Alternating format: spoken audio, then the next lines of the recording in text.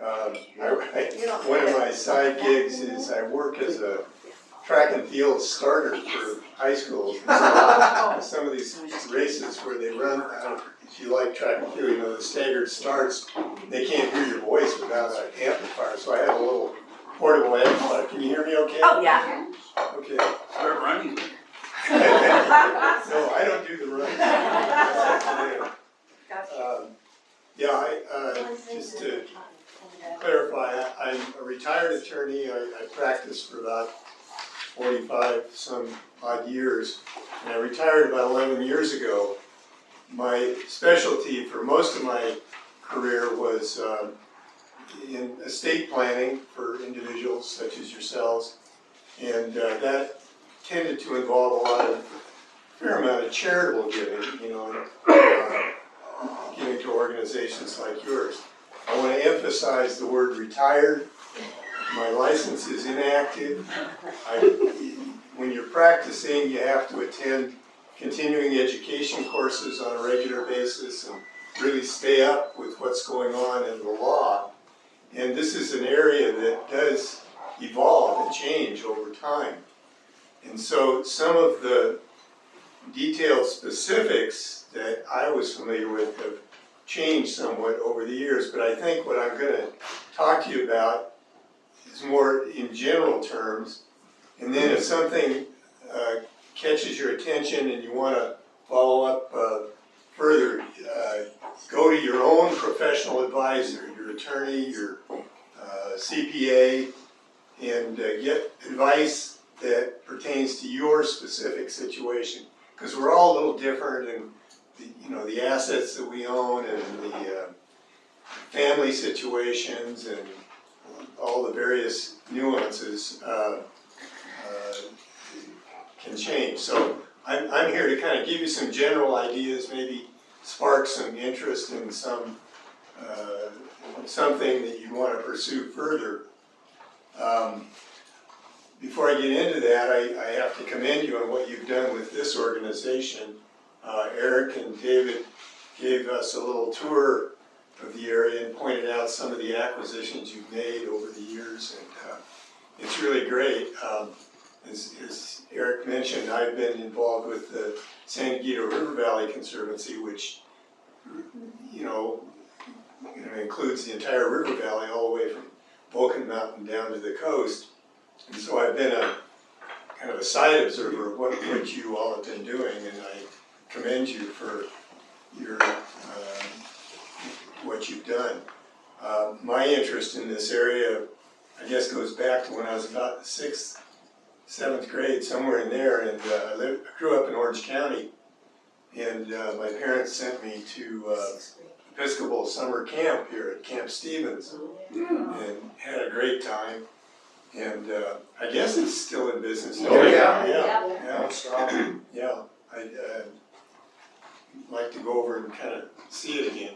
It was really a lot of fun. And so I've been coming back here from time to time. Envy those of you who live here and have property here. Anyway,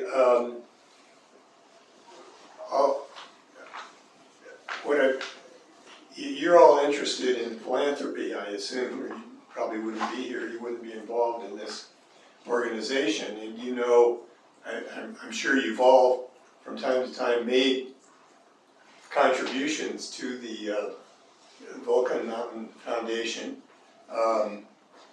cash, and possibly other assets. And that's one thing I want to call to your attention is we all think of, writing a check for $100 or so to the Red Cross or the Cancer Society and different organizations, and we get a little tax deduction for that, which is nice.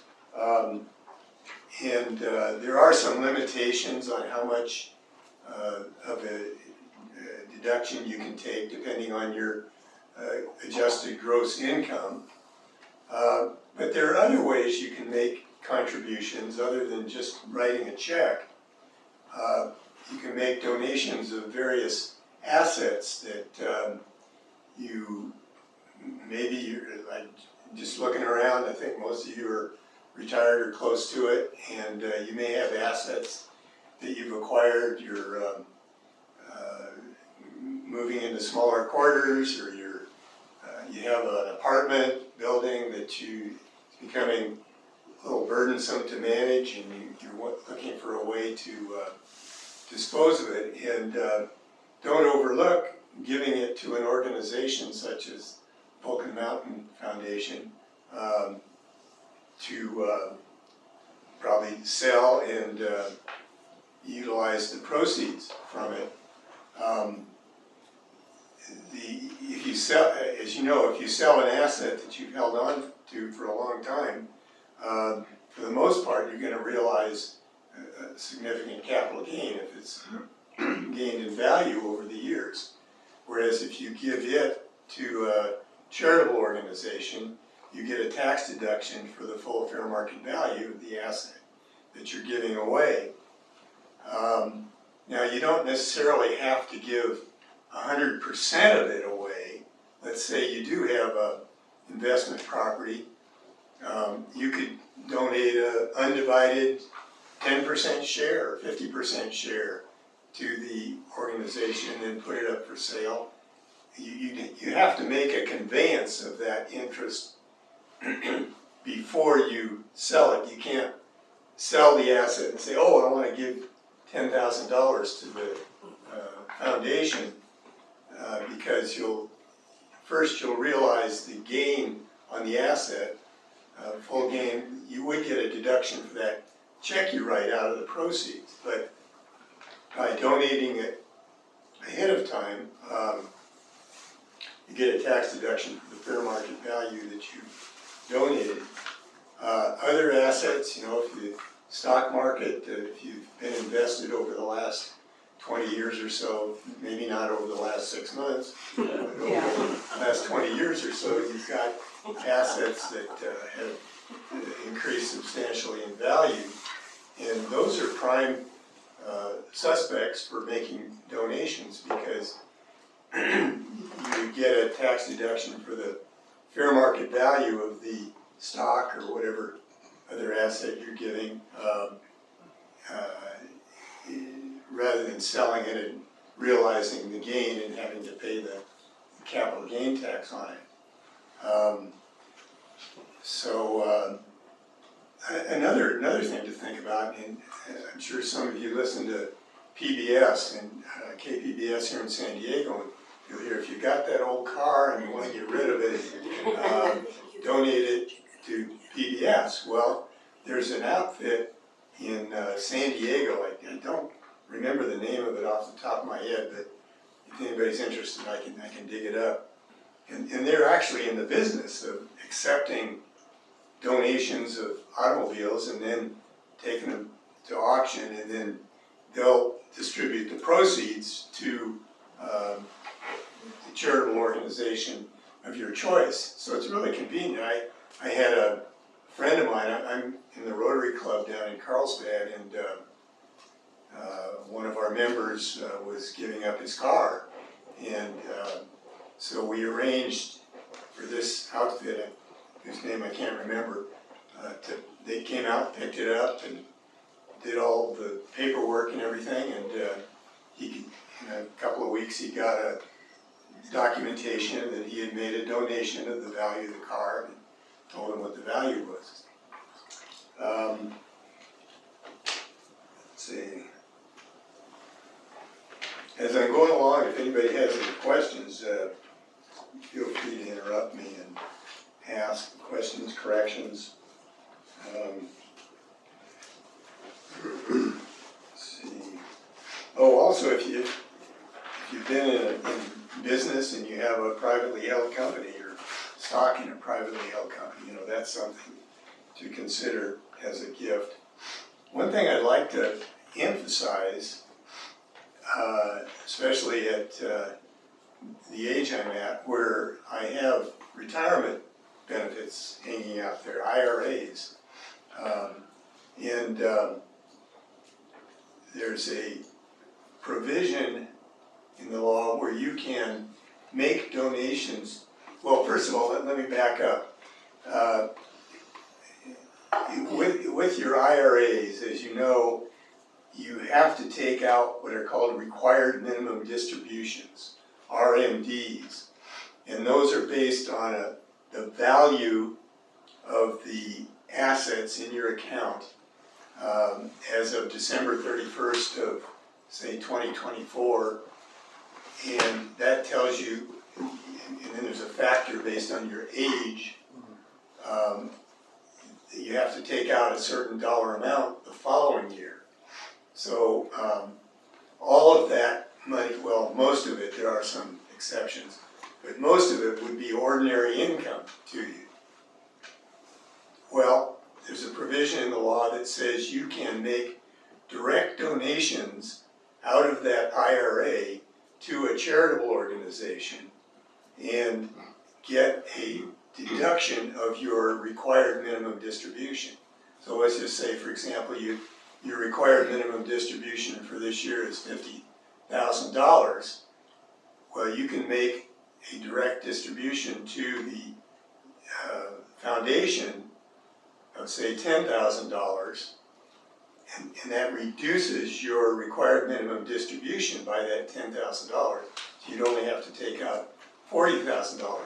And that's much better, as a general rule, than taking the distribution from the IRA and then writing a check to the foundation, because you have to take that whole $50,000 into your income for the year, and then you do get a deduction for the $10,000 you give to the foundation, but it's much more cost effective to make a direct contribution.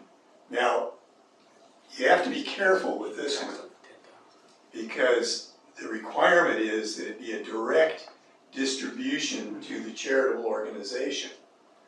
So you can't take the money out and then turn around and give it to the organization. It's one of those technical requirements that you can easily get tripped up on. My IRA is with, and I'm not advertising here or anything, is with Schwab. And they have a program where they will issue you checks from that IRA. And you can, you keep a certain amount in cash in your IRA, and you can write checks out of your IRA account and send it to the charity, and that's a direct donation directly from the IRA to the charity. Now maybe others like Vanguard, Fidelity, whatever, Wells Fargo, are doing the same thing. I just don't know, but it would be something to check with your financial people yeah. And I think you have to be 70 or 70. Oh yeah, that's right. I think it's 70 and a half now. Yeah. Yeah, it's been, is it 72? It might be. It's gone up a little bit. It's 72 now for the 72 now. Well, that's one of those details you need to verify before going off and doing it. Yes. And if you have a 457, some government workers have something other, or 401A, you cannot do this directly to the charity, because I checked last year. Okay. They get a lot of questions. Yeah. And the answer is no, because I would have been happy to take my entire RMD and send it off to, a charity. Maybe you can answer this question then. Is there a possibility of rolling those funds into an IRA or partial I don't know. I think it might be too late, No, because the answer is yes. there Because is. I've done it. I can do that. Yeah, you can roll your 457 or your 403B into a traditional IRA. Then I need to do that, because these guys are crooks. Reason. My accountant tells me that. Okay, well, there again, that's a good example of the kind of That's my list. specificity They you cost need me a to lot of look money into this year. before diving into some of these things. There's another vehicle that I wanted to mention, and that's a charitable gift annuity. So you've probably all heard of annuities, where you pay an insurance company X amount, say $100,000, and they guarantee you will receive a certain percentage every year. maybe 8%. So let's say you buy an annuity from an insurance company,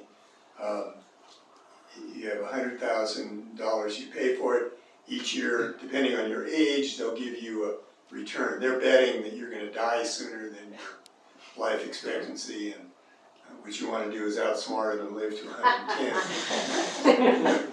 But there's a program similar to that called a charitable gift annuity, where you pay a charity a dollar amount, and they will give you a return for the rest of your life, and then on your death, they would retain whatever is left. And they're kind of betting that you're going to die sooner, or at least if they have enough charitable annuities out there, it will, in the long run, it will profit the charity. Now, there was a new rule that was adopted about 3 years ago, I think, where you could, well, it used to be that you could not take your required minimum distribution and use that to purchase a charitable gift annuity.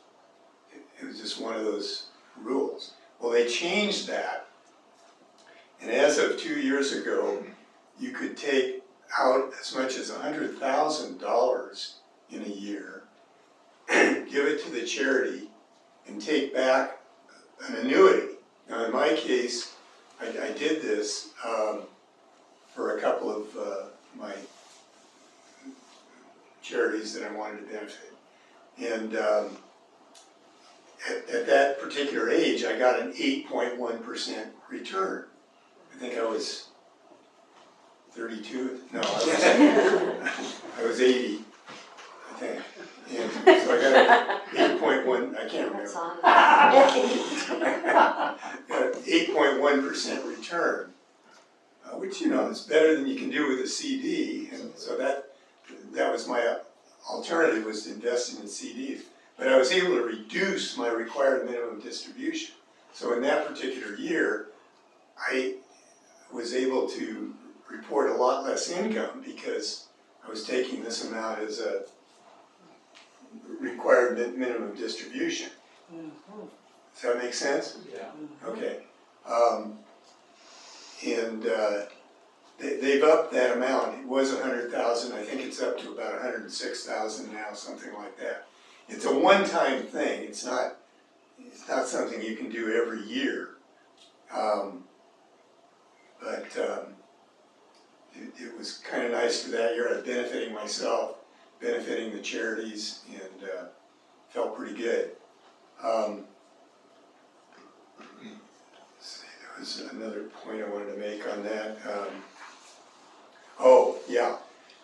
Now, most smaller charities, such as I assume the Volcan Mountain Foundation, really aren't in a position to offer charitable gift annuities. You got to have a bankroll of several $1 million to be able to do that, and you have to be approved by the California Department of Insurance before you can do that. They want to make sure that you're solvent enough to be able to honor these annuities as they come up. However, and I think where I met Eric and David was at a program sponsored by the San Diego Community Foundation, which you may be familiar with. It's a large community foundation, and they have an endowment now of, it's in the millions, maybe even $1 billion, I'm not sure. But they are qualified to issue charitable gift annuities, and they will work with the smaller charities like your organization and the San Diego River Valley Conservancy, and some of the smaller ones, the foundations associated with schools and that sort of thing, where you can work out an arrangement to purchase a charitable gift annuity from them. If you're interested in finding out how much your return might be, you can Google calculation of charitable gift annuities, and you'll come up with a website. They'll tell you, depending on your age, and if you want it to be for 2 lives, like husband and wife, you insert each of your ages, and it'll spit back what percentage you would get back in this charitable gift annuity. So it's, you know, it's kind of a nice thing if you want. Like I said, I was considering CDs, and they're fine for the term of the CD, and you get a, you know, so-so interest rate. But the interest rates are, again, depending on your age, quite a bit higher than with a CD. Would that be taxable? As you receive the income, yes, it would be taxable. But you get a deduction, well, you get a reduction in your R&D. required minimum distribution when you make the contribution. And I mean, you can buy a charitable gift annuity without taking it out of your IRA, and you get a deduction based on the actuarial value of the gift that you're making. Any questions, comments so far? Yes. What if you already have a annuity that you don't really need? You don't need the income from it, or you know. Oh, that's a good question. The annuity from an insurance company? Yeah, you can make a gift of that. But it would be like, I haven't started taking anything from it yet, I haven't needed the income, but, so would I just make them my beneficiary and not take it? When I die, they just get the Well, if it's an annuity, yeah. strictly speaking, that usually terminates on your death. Now, it may be a combination annuity. If you never start taking it, only if you start taking it, but I haven't started taking it yet. So if I died tomorrow, my beneficiary would get that annuity. Whatever, you mean the principal of it? Once you start taking it, when you could die the next day and it's gone. It's gone. But if you never start taking it, it's still there for your beneficiary. Do you know if offhand if you have the option of taking a lump sum out? Yeah, I think you can, as long as you don't start taking it. You can take it, if you start taking it, you can take it monthly, quarterly, semi-annually, or annually. My instinct tells me that you could contribute that to a charity and get the deduction for the full value of the annuity. There again, I would check with your tax advisor, your attorney, just to be sure. What some people do too is they'll have insurance policies in force. I'm sure you all bought insurance policies when you were younger. You had kids facing college and that sort of thing, and you wanted to have some insurance. So if you were out of the picture, there would be a nest egg for them to be supported by as they grew up.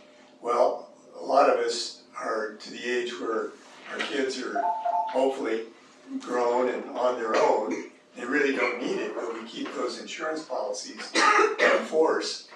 And you can make gifts of insurance policies to charities, and they can realize the capital, cash value of those insurance policies, or they might want to keep them in force, by paying the premiums over the years and then get the death benefit. You better hire a bodyguard if you're going to. So yeah, those are good thoughts. Let's see. Oh, there are some other things that are a little more sophisticated. There's such a thing as charitable remainder trusts, which are trusts that you would form during your lifetime or lifetimes. And again, you'd want an attorney to work with you in drafting those trusts, but basically a charitable remainder trust is where you make a donation into a trust of assets, and then you receive a lifetime return on those assets. Either sometimes it's it's what's called a charitable remainder unit trust, which means you get every year a percentage of the value of those assets as the years progress. So if you'd created one, say in 2000 with a stock portfolio that's gone up in value, your return from that portfolio over that period of time would have gone up. And there's also something called a charitable annuity trust, where you get back a fixed amount.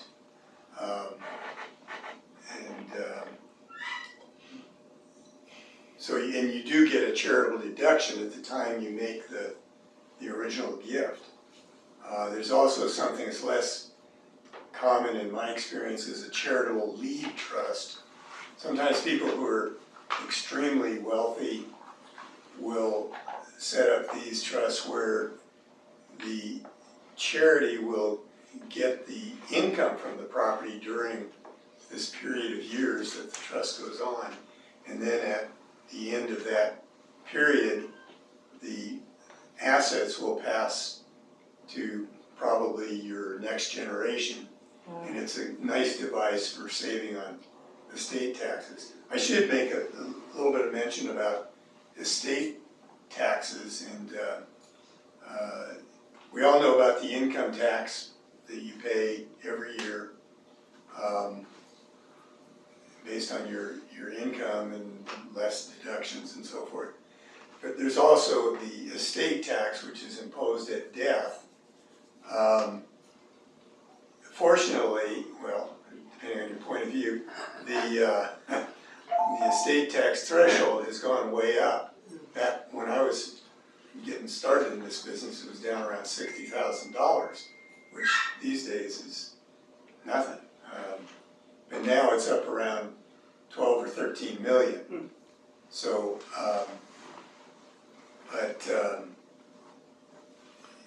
anyway, when you reach that, and that's subject to change, depending on the administrations that are in, the Congress, that could go up or down.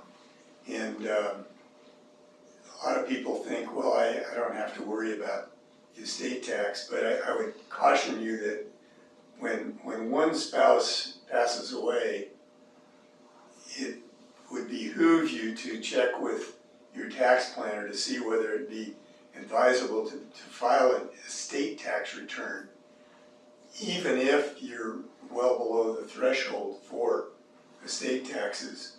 Because what you want to do is have a credit for the amount of tax that can be exempted. I'm not saying this very artfully, but put it this way, you can take advantage of the amount that might have been subject to tax on the first death at the time of the second death. So it's sort of treated as if you're two separate people and you each have a separate threshold. Again, I'm not explaining that very well. This is a law that's come into effect since I retired from practice.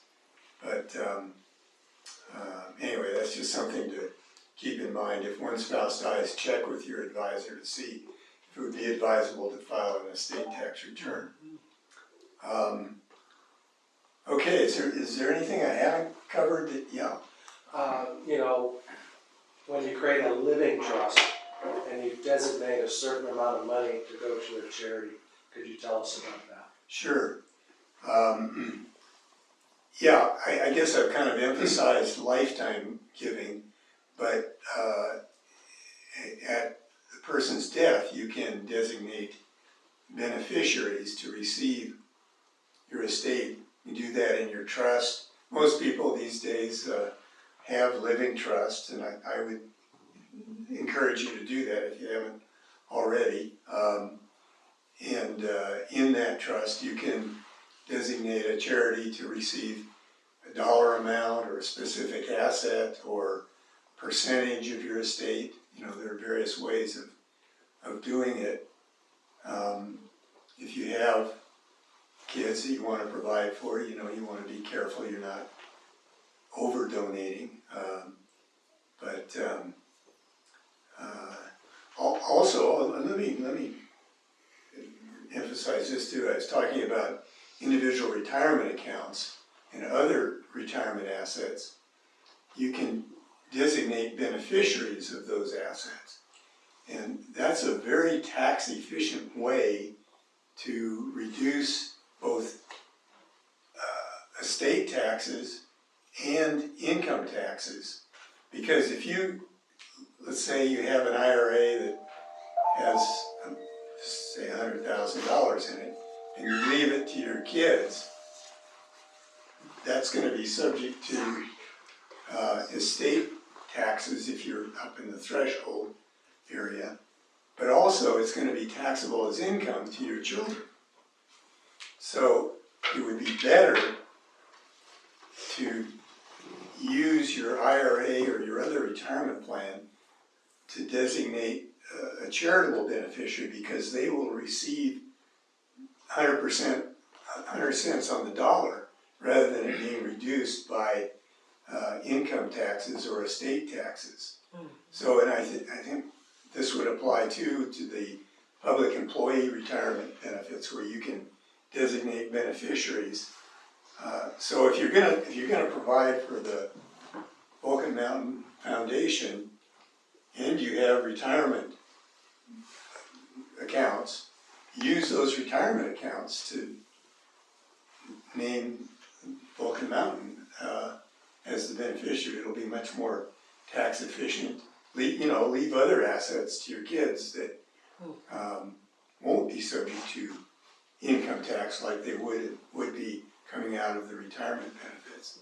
I think everybody understands that when you accumulated these IRAs and other 401ks and so forth, that you were not paying income tax on it as you went along. That's the beauty of it. But they get you on the back end, where you pay taxes. But if those assets go to a charitable organization, it gets it tax-free. Okay, did I answer your question? Yes. Just an example I thought I'd share with you guys of a friend of mine who set up what I think it's called a legacy fund with the San Diego Foundation. And the way they set it up, say you want to donate to several nonprofit organizations with your assets when you pass away. This one's set up so that he doesn't know how much money is going to be left when he passes away. It's all in stocks and mutual funds, that kind of thing. It was on a percentage basis, so he chose the organization he wanted to donate to, and there were half a dozen of them. And he chose a percentage of his assets that would go to each one, rather than a specific amount. Mm-hmm. And that seemed to make a lot of sense. Yeah, that's a good way of doing it. If you want to leave a certain amount to your descendants, then it does get a little risky to, if you have the one fund that's going to be divided among the charities and the descendants, if you've given everybody a percentage, let's say you had catastrophic illness or something where the assets decline significantly in value, then it might cut out the amount the children were getting, that you had hoped they would receive. So anyway, it's a matter of fine-tuning it to your own situation. I wonder if this legacy fund could have been a donor-advised fund. Are you familiar with that? What it is you would go to an organization like the San Diego Foundation, you make a donation to what they call a donor-advised fund, and it goes to the San Diego Foundation, and they hold it in a common investment fund, and then as the years go by, you can direct, I want to give this charity this much, I want to give that charity that much, and then on my death, it's going to all go to, or it'll be divided up among however you appointed it. And that's kind of a cool thing to do, especially if you have a year where your income is unusually large, you can make a contribution to a donor advised fund, and then over the years you get a deduction for it at the time that you contributed, and then as the years go by, you can give $500 here and $1,000 there, you know, as time goes on. Great. Eric? But thank you for speaking with us.